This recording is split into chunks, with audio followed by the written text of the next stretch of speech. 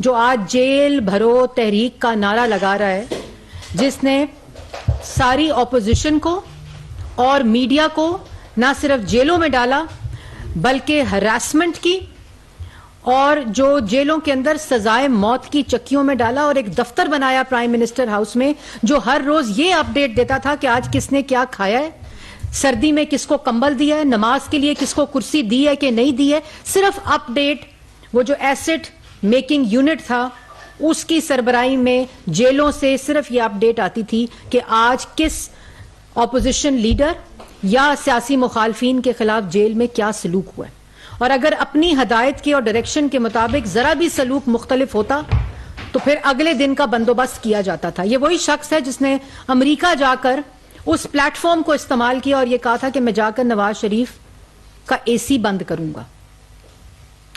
وہ شخص ہے جس نے شہباز شریف نے یہ درخواست دی کہ میری کمر میں درد ہے تو مجھے نماز پڑھنے کے لیے کرسی دی جائے، تو اس دن جو کرسی موجود بھی تھی وہ بھی چھین لی. یہ وہ شخص ہے جو جیل بھرو تحریک کی باتیں کر رہا ہے.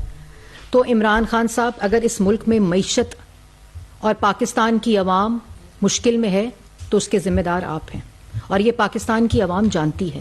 2016 میں آئی ایم ایف کو خدا حافظ کہہ دیا گیا تھا. پاکستان کا پہلا تاریخی پروگرام تھا جس کو وائنڈ اپ کر کے اس کو بائی بائی کر دیا تھا اور ملک کی معیشت کو استحکام دیا تھا.